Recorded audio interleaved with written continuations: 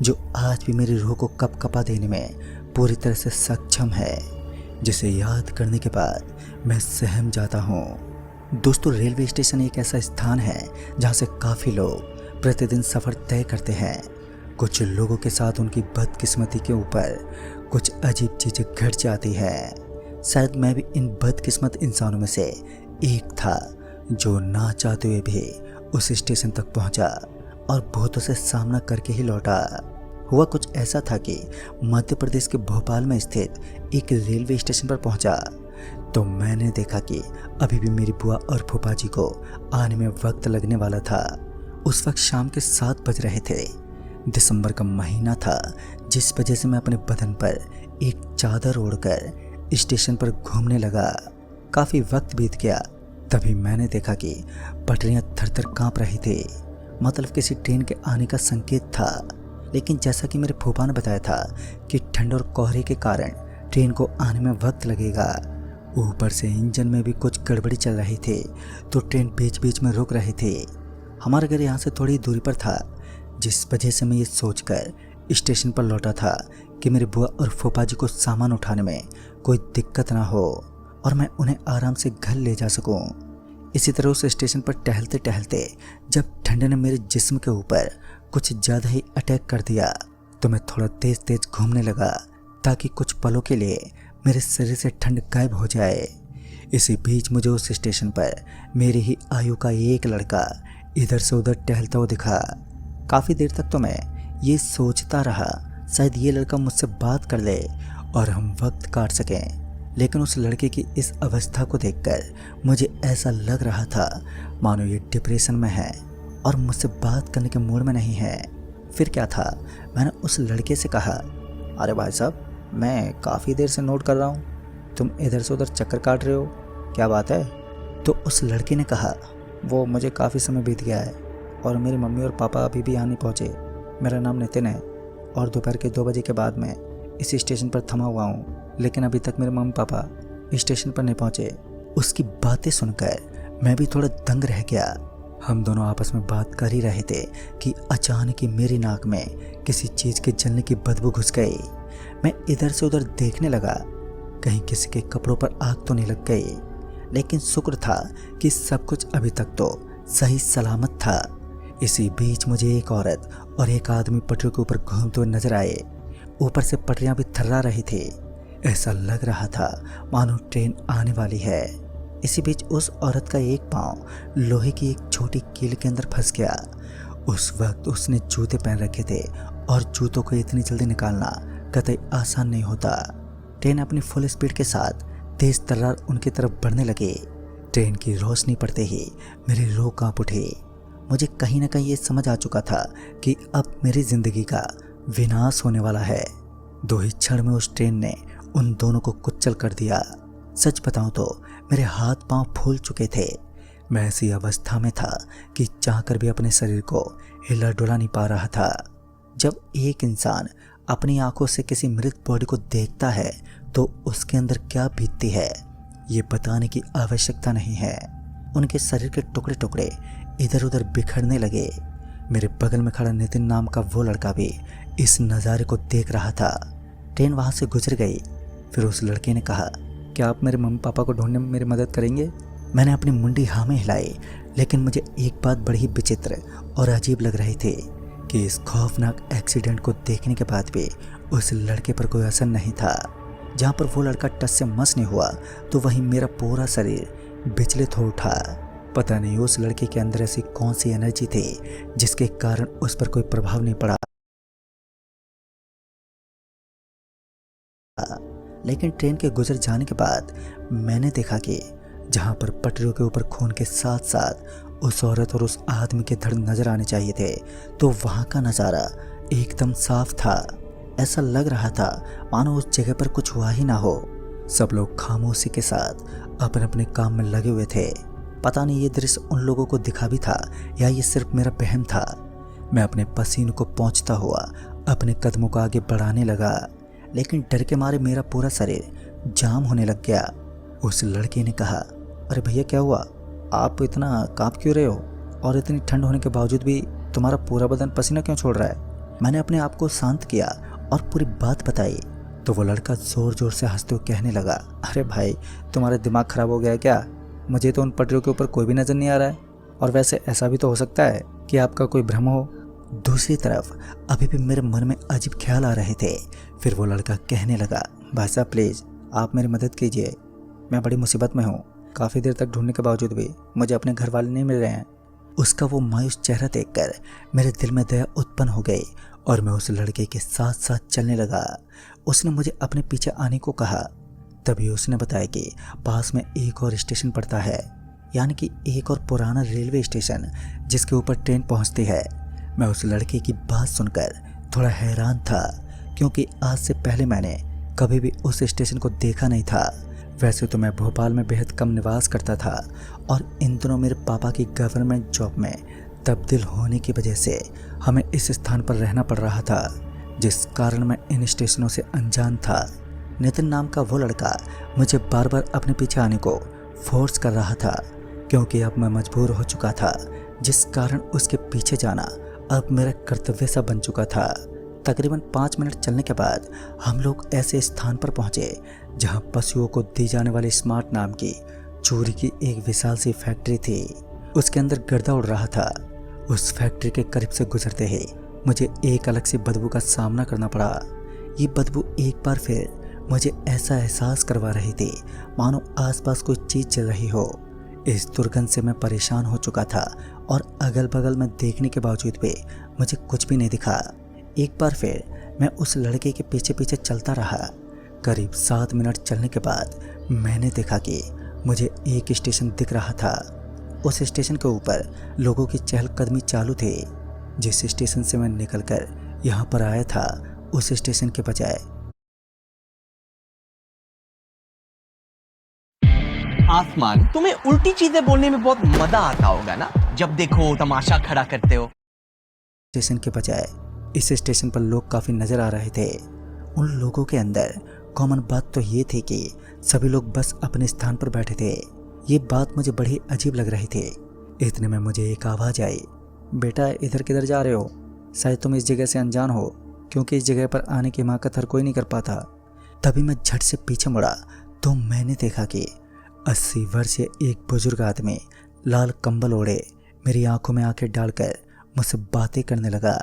मैंने उस बूढ़े आदमी से कहा, अरे दादाजी ऐसा नहीं है, दरअसल इस बेचारे लड़के की फैमिली नहीं मिल रही है। हमने उस स्टेशन पर भी देखा, लेकिन दूर दूर तक उनका कोई पता नहीं था। साथ ही अब समय काफ़ी बीत चुका है, लेकिन इसके मम्मी पापा का कोई ठिकाना नहीं है। मेरी बातें सुनकर वो बूढ़ा आदमी बोला, बेटा तुम्हारे पास तो कोई नहीं है। जब मैं पीछे मुड़ा तो मेरे पाँव तले ज़मीन खिसक गई। मेरे साथ साथ आने वाले नितिन अब वहाँ से गायब हो चुका था। ये दृश्य बड़ा ही अजीब और बेहद डरावना था। जब वापस उस बूढ़े आदमी की तरफ पलटा तो मेरी सांसें उखड़ने लगी। अब ना ही तो वो बूढ़ा नज़र आ रहा था और ना ही दूर दूर तक नितिन का कोई ठिकाना था। अपने मम्मी पापा को ढूंढने आए नितिन खुद ही वहाँ से गायब हो चुका था। मुझे उस स्टेशन की स्थिति भी कुछ ठीक नहीं लगी, तो मैंने वहाँ से जाने का निश्चय किया, क्योंकि अब मेरे अंदर इतना शौर्य नहीं था कि मैं उस स्टेशन पर कुछ पल के लिए रुक सकूं। तभी मैंने देखा कि स्टेशन पर मौजूद सारे यात्री अब वहाँ से गायब हो चुके हैं, और तब जाकर मुझे यकीन हुआ कि मेरे ऊपर कोई छलावा सवार है। पहले भी मैंने छलावा नामक इस ताकत की कई सारी चर्चाएं सुनी हैं। कहते हैं कि ये किसी भी रूप में आकर इंसान को फंसा देती हैं और रात के 12 बजने के बाद उस इंसान को खुद को मारने पर मजबूर कर देती हैं। इसी वक्त जब मेरे दिमाग में अजीब अजीब ख्याल चलने लगे तो मैंने अपने पिछवाड़े को पीछे की तरफ घुमाया और वहाँ से भागने लगा। लेकिन तभी मेरी नज़र सफ़ेद कपड़े पहने एक आदमी पर गई। एक बुजुर्ग आदमी था जिसने अपने सर पर सफ़ेद साफ़ी बांध रखी थी। वो चिलम सुलगाता हुआ मुझे आवाज़ देने लगा, अरे बेटा ज़रा इधर तो आना। मजबूरन मुझे अपने कदमों को उस बूढ़े आदमी की तरफ मोड़ना पड़ा। अब तक जितने भी लोग मुझे इस स्टेशन पर मिले थे उन सभी की आयु 50 से ऊपर की लग रही थी। दूसरी तरफ मेरी तलाशी आंखें अभी भी नितिन की तलाश कर रही थी। क्या पता वो कहीं मिल जाए और यह मेरा डर खत्म हो जाए। लेकिन अभी कहाँ मंजूर होने वाला था। लगातार ढूंढने के बावजूद भी नितिन कहीं नहीं मिला और मैं उस बूढ़े आदमी के पास पहुंचा तो उसने मुझे अपने बगल में बैठने को कहा। उस वक्त ठंड जोरों से लग रही थी। जिस कारण मैं सिकुड़ता हुआ उसके पास बैठ गया। अब जाकर मुझे एहसास हुआ कि जो जलने की बदबू मुझे इतनी देर से एहसास हो रही थी वो इसी आदमी के अंदर से निकल रही थी। उस आदमी ने कहा, अगर तुम इस जगह पर कुछ देर और रुक गए तो तुम्हें अपनी ज़िंदगी खोनी पड़ेगी। मैं उस आदमी की बातें सुनकर थोड़ा सुन्न पड़ गया। फिर उसने अपने बदन से एक कंबल हटाई और जब मैंने उसका बदन देखा तो मानो मैंने नरक के दर्शन कर लिए थे। मैंने देखा कि उस आदमी के बदन के ऊपर आग से जलने के बड़े बड़े निशान बने हुए थे और साथ ही उसकी पूरी त्वचा जल चुकी थी। मैं कांपते हुए हाथों के साथ पीछे हटने लगा। तभी उस बूढ़े आदमी ने कहा, डरने की कोई बात नहीं है, बस मैं तुम्हें बताना चाहता हूँ अगर तुम इस जगह पर रुके तो तुम्हारी भी यही दशा होगी, इसलिए जितना जल्दी हो सके यहाँ से निकल जाओ, अन्यथा इसका भयंकर अंजाम भुगतना होगा। उस आदमी की एक एक बात मेरे दिल में डर का पहाड़ बना रही थी। उस आदमी ने बताया कि इस जगह से निकलना इतना आसान नहीं है जितना तुम सोच रहे हो। ये जगह मायावी शक्तियों से बनी हुई है और यहाँ से निकलना बेहद मुश्किल है। तभी मैं उस बेंच से उठा और उस तरफ भागने लगा जिस तरफ से मैंने इस स्टेशन में प्रवेश किया था। इसी बीच मुझे नितिन की आवाज़ सुनाई दी। उसकी आवाज़ सुनकर मेरे दिल की धड़कनें तेज हो गईं और उसके बाद जब मैं पीछे मुड़ा तो मैंने देखा कि नितिन नाम का वो लड़का मुझे अजीब नज़रों से घूरता हुआ हंसने लगा और उसने अपने असली रूप को धारण कर लिया। आज मुझे सहज तरीके से समझ आ रहा था कि मैंने हर किसी पर यकीन करके एक बड़ी गलती कर दी है। आज एहसास हुआ कि ज़िंदगी में कभी भी हर किसी पर विश्वास नहीं ढाना चाहिए। अचानक ही उसका पाँव हवा में उड़ने लगे और स्टेशन के ऊपर उसी के जैसे दिखने वाले कई सारे शैतान मुझे हवा में उड़ते हुए नजर आ रहे थे। लेकिन जब मैं उस तरफ भागने लगा जिस तरफ से मैंने इस स्टेशन में प्रवेश किया था तो मैंने देखा कि उस तरफ एक विशाल सा दल जो शायद भूतों के जैसा लग रहा था वो मेरी तरफ बढ़ रहा था। बड़ी ही आश्चर्यजनक जगह थी वो। यहाँ से निकलने तक का रास्ता मुझे मालूम नहीं था। इतने में ही मुझे पटरियों के ऊपर एक बार फिर एक औरत और एक आदमी दिखा। एक बार फिर पटरियां थर-थर कांप रही थी और इस बार की आवाज़ तो उस स्टेशन को हिला देने में भी सक्षम थे। जोर से गुजरने वाली ट्रेन ने एक बार फिर उन दोनों को कुचल दिया।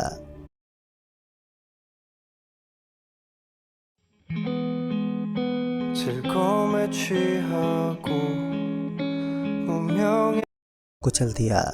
दोबारा इस दृश्य को देखकर मैं तो पूरा हिल गया। इस बार ये दृश्य बिल्कुल असली था, जो कि स्टेशन के ऊपर खून के छींटे लगे हुए थे। पटरियां खून की वजह से पूरी तरह से लाल हो चुकी थी। ये नज़ारा मेरे दिल को कपकपा देने में पूरी तरह से कायम था। कुछ देर तक तो मैं अपने शरीर को हिलता डुलता देखता रहा क्योंकि मेरे पास कोई चारा नहीं था और मैं कुछ भी कर पाने में नाकाम था। एक बार फिर मेरे कानों में किसी के हंसने की आवाज़ गूंज उठी। ये कोई और नहीं बल्कि नितिन का बहरूपिया ही था, जो असल में एक शैतान था। उसके अस्तित्व को मिटा पाना मेरे बस की बात नहीं थी।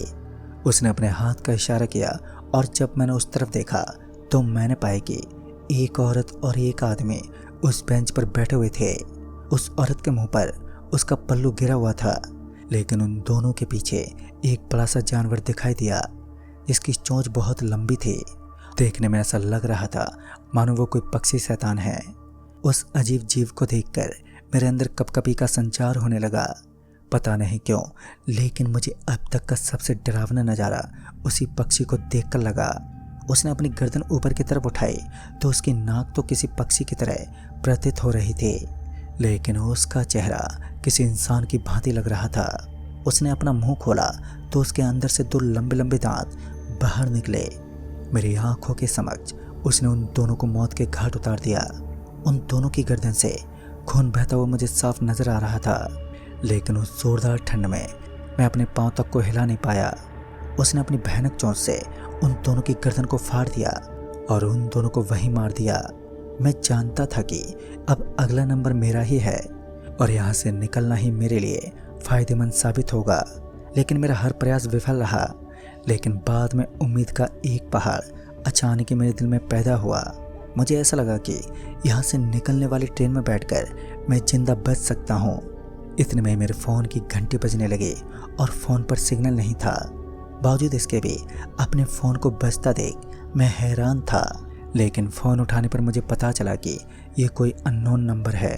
और उसके बाद फ़ोन उठाते ही सामने से आई आवाज़। अपनी मौत को अपने समक्ष देखकर मैं विचलित हो गया। अभी तो ये सिर्फ शुरुआत थी। इसी बीच मेरी किस्मत ने मेरा साथ दिया और मुझे कांपती हुई उन पटरियों से ये महसूस हो गया कि स्टेशन पर ट्रेन पहुंचने वाली है। इससे पहले कि मैं ट्रेन में चढ़ पाता, मुझे उस बूढ़े आदमी की आवाज़ सुनाई दी और इस आवाज़ में मुझे ऐसा लग रहा था मानो वो ऐसा कहना चाहता है कि इस ट्रेन में मत चढ़ना। यह ट्रेन तुम्हें किसी दूसरी दुनिया तक लेकर जाएगी जहाँ सिर्फ तुम्हारी मौत मिलेगी। आवाज़ को सुनकर मैंने तय किया कि मैं ट्रेन में नहीं बैठूंगा और इन माया भ्रम से बचने के लिए मुझे कोई और तरीका ही निकालना पड़ेगा। फिर मुझे उस फैक्ट्री की याद आई जो उस स्टेशन के बगल में बनी हुई थी। अभी भी मुझे उस तरफ धुआं निकलता हुआ नजर आ रहा था। सतर्कता बरतते हुए इस बार मैं उस धुएं की तरफ बढ़ता रहा। मैंने दौड़ नहीं लगाई बल्कि सामान्य रफ्तार से उसकी तरफ चलता रहा और इस बार तो गजब ही हो गया। मैं सही सलामत फैक्ट्री के आखिर तक पहुंच गया जहां से फैक्ट्री का एक छोटा सा डोर मुझे नज़र आ रहा था। इसी तरह मैं उस डोर में दाखिल हुआ और फैक्ट्री के अंदर पहुंचा। वहां पर मौजूद सभी लोग मुझे देखकर अचंभित रह गए और फिर मैंने उन्हें सारी बात बताई तो उन्होंने बताया कि वो लड़का काफ़ी सालों से अपने मम्मी और पापा से बिछड़ चुका था और यही एक बड़ी वजह रही कि वो अपने मम्मी और पापा को ढूंढने में नाकाम रहा। फिर वो उस स्टेशन तक पहुंच गया जहां पर मायावी ताकतों ने उसे घेर कर समाप्त कर दिया। उस स्टेशन का कड़वा सच तो कोई नहीं जानता, लेकिन वो बच्चा आज भी दूसरे स्टेशन से लोगों को अपने साथ ले जाता है और उन मायावी शक्तियों को सौंप देता है ताकि उसकी मौत का तांडव देख सके। दोस्तों, आज इस कहानी को बीते काफ़ी साल हो चुके हैं, लेकिन बावजूद इसके भी मेरे दिल में एक कहर मच जाता है जब मैं इस घटना को याद करता हूँ। तो दोस्तों, इस कहानी में बस इतना है। तब तक के लिए बाय एंड टेक केयर। दोस्तों, जब इंसान की ज़िंदगी उसके विनाश के दौर से गुजर रही होती है तो वह इंसान अपनी यादों को अपने दिमाग से मिटा देता है, जिसकी वजह से वो ऊपर तक पहुंचा था। रात का वक्त था, धुंध और कोहरा जोर से छाया हुआ था। सर्दी के मौसम में लोगों में उतावलापन कुछ ज़्यादा ही होता है। बस स्टैंड पर भारी भरकम लोगों की भीड़ थी और सभी लोग बस के इंतज़ार में थे। अंकित नाम का एक लड़का उस बस डिपो की रखवाली करता था, या फिर ऐसा कहें कि जिसने इस बस डिपो को बनवाया था। अंकित उसी अधिकारी का एकमात्र पुत्र था, जिस वजह से बचपन से ही लाडला होने की वजह से वो अपनी मनमानी करता। जो चाहे वो करने का उसे अधिकार प्राप्त था, क्योंकि उसके परम पूजनीय पिता उसे किसी भी हरकत करने पर दंड या फिर डांट नहीं लगाते थे।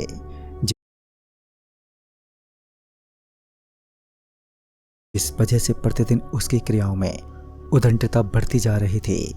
आज तो उसने हद ही कर दी थी जब बस डिपो के अंदर एक खूबसूरत लड़की को छेड़ने के बाद उसने एक दंगा सा मचा दिया। लेकिन सही समय पर पुलिस ने झगड़े पर रोक लगा दी। उस बस डिपो के अंदर जितने लोग यात्रा करने के लिए तैयार रहते थे, तो उससे ज़्यादा लोग अंकित के दोस्त थे जो उसके लिए कभी भी जान गंवाने तक तैयार रहते थे। कभी कभार मनुष्य की ज़िंदगी में कुछ ऐसी खौफनाक चीज़ें घट जाती हैं जो न केवल मनुष्य को गलत रास्तों की पटरी से उतारती हैं, बल्कि उसे एक सीख भी प्रदान करती है। सच में आज अंकित का तो दिमाग खराब ही हो चुका था। रात के करीब 9 बजने को आए थे और ठंड के समय में उसके सारे दोस्त अपने घर लौट चुके थे। वैसे तो अंकित बस डिपो के अंदर दाखिल होने के लिए कॉलेज का बहाना लेता था, लेकिन वो कहते हैं ना, जब इंसान की क्रियाएं बुरी आदतों से बहुत ज़्यादा ऊपर हो जाती हैं तो भगवान उसे एक दंड अवश्य प्रदान करता है। वैसे तो अंकित बजरंगबली का काफ़ी बड़ा भक्त था, लेकिन अपनी गंदी क्रियाओं की वजह से शहर के सारे लोग उससे नफरत करते थे। जहाँ पर लोगों को अंकित के होने का एहसास होता था तो उसकी निंदा होने लगती और साथ ही लोग उसे मारपीट के नज़ारे से देखा करते थे। लेकिन एक बड़ा आदमी होने के नाते अंकित पापा का खौफ पूरे शहर में झलकता था। वो जब चाहे उस इंसान को आसानी से शमशान घाट का रास्ता दिखा सकते थे। यह एक बड़ी वजह थी कि आज तक अंकित को कोई छू नहीं पाया। लेकिन बुराई के साथ साथ इंसान जब पापों को भी अपना लेता है तो उस इंसान का अस्तित्व खतरे में पड़ना एक लाजमी सी बात है। अंकित काफ़ी देर से बस डिपो की एक सीट पर बैठा था, लेकिन अभी तक उसका इंतज़ार ख़त्म नहीं हुआ, क्योंकि वो किसी लड़की की तलाश में था। लड़कियों को अपनी गंदी नज़रों से देखने के कारण बड़ा ही लोफर भी लगता। अब रात के करीब 9:15 बजे एक बस आने वाली थी। अंकित ने सुना था कि अमूमन उस बस के अंदर सवारियों की बेहद कमी होती है। फिर उस डिपो के अंदर एक लड़की नजर आई। उस लड़की के शरीर और उसके चेहरे को देखते ही अंकित उस लड़की के ऊपर फिदा हो गया। पहली बार उसके दिल में कुछ अजीब सी हलचल हो रही थी। वो उसे कुछ देर तक देखता रहा और बाद में वो लड़की अंकित के बगल में पड़ी एक बेंच पर आकर बैठ गई। अंकित इस समय बेहद खुश था, तो दूसरी तरफ आज उसे पहली बार शर्म का भी एहसास हो रहा था। इतने में उसे बस डिपो के अंदर वो काले कलर की बस आती हुई दिखी, जिसके अंदर सिर्फ 2 लोग थे। एक वो जो बस ड्राइव कर रहा था और दूसरा जो कंडक्टर के नाम से विख्यात होता है। अंकित ने उस लड़की को अपने करीब बैठा देख हल्की सी आवाज में पूछते हुए कहा, आप इतनी रात पर कहाँ जाने वाली हैं? तो उस लड़की ने बताया कि वो सुजानगढ़ जाएगी। सुजानगढ़ का नाम सुनते ही अंकित की आंखें फटी की फटी रह गई, क्योंकि ये एक ऐसा गांव था जहां पर जाना सख्त मना था। उसने सुना था कि काफी सालों पहले यह गांव वीरान हो चुका है।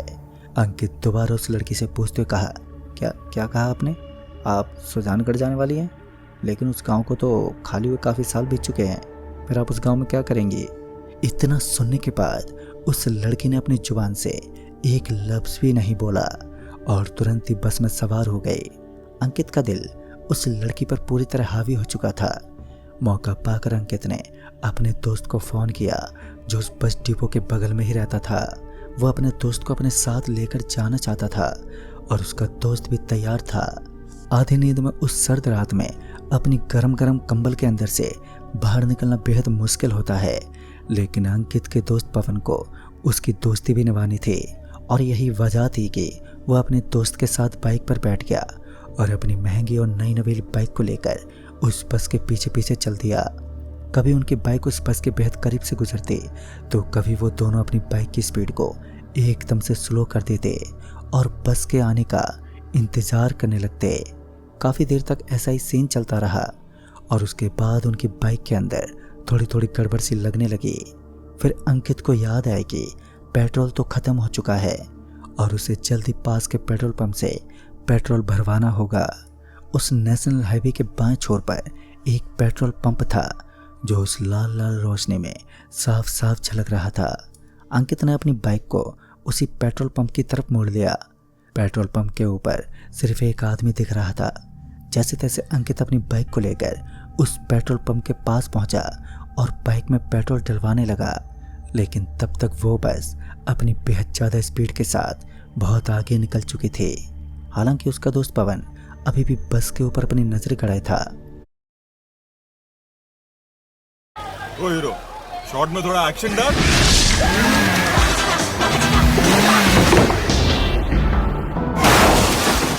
आप स्टिकर्स लो, भूख से आप रोहित शेट्टी बन जाते हो। Okay sir. Emergency light. Hunger अच्छे अच्छों को बदल देता है। Hungry grab Snickers. नजर गड़ाए था। पवन के अनुसार बस करीब 100 मीटर दूरी तय करने के बाद बाएं तरफ मुड़ चुकी थी, लेकिन अंकित इस बात को मानने को तैयार नहीं था, क्योंकि उस दिन कोई रास्ता ही नहीं था। इतने में अंकित को